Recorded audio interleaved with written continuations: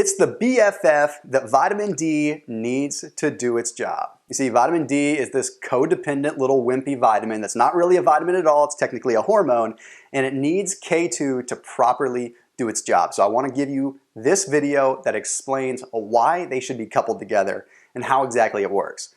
Now, I've done videos talking about vitamin D before, but I want to give you a really quick recap on what it is. See, vitamin D isn't really a vitamin at all. It's technically a hormone.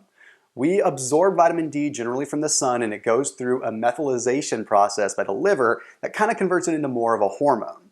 Now, 80% of the population is deficient in vitamin D. A lot of it has to do with the fact that we're not outside as much. Our bodies are becoming more adapted to just being indoors all the time.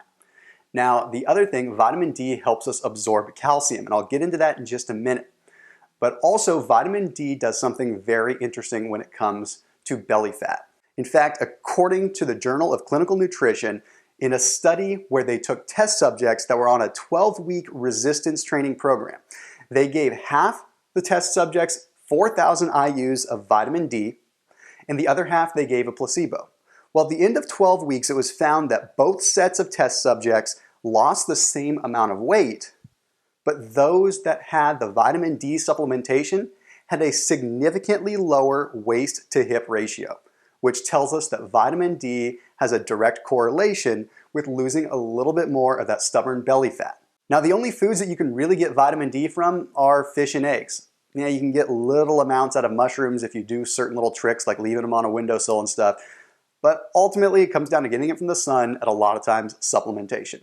The big thing that's super important about vitamin D is what it does in the way of calcium absorption.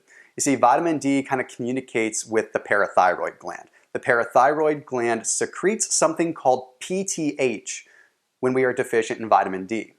And what that PTH does is it goes around to the bones and it goes around to the soft tissue and it starts extracting the calcium out of the bones and out of the soft tissue.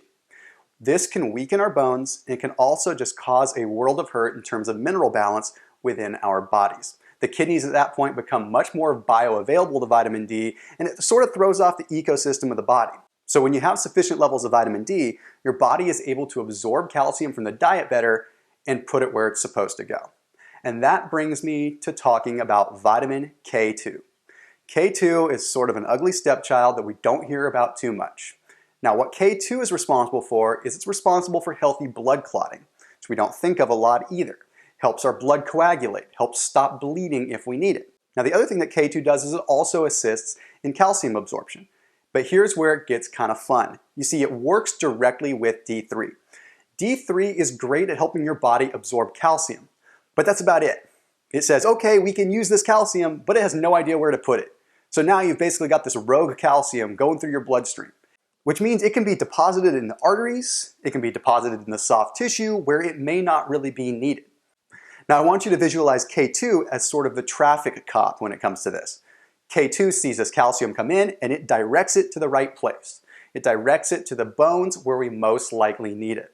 See, we don't want too much calcium going into the soft tissue. If it goes into the arteries, it can cause lots of cardiovascular issues. We don't want that plaquing of the arteries. We don't want that calcification there. So K2 is really what's going to direct that calcium in the appropriate place.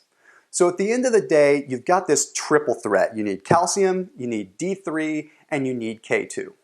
So the best way that you're going to get this from eating the right kind of meat sources, organic meat sources, sometimes the right kind of goat cheeses, the right kind of hard cheeses that allow you to get the right kind of calcium and K2 that you need. But you also want to make sure that you're eating them in the right amounts. And if you're not getting those kinds of foods, or if you're vegan or vegetarian, you can always supplement them. Just remember, they work together, they're BFFs, and that's the way it is. I'll see you in the next video.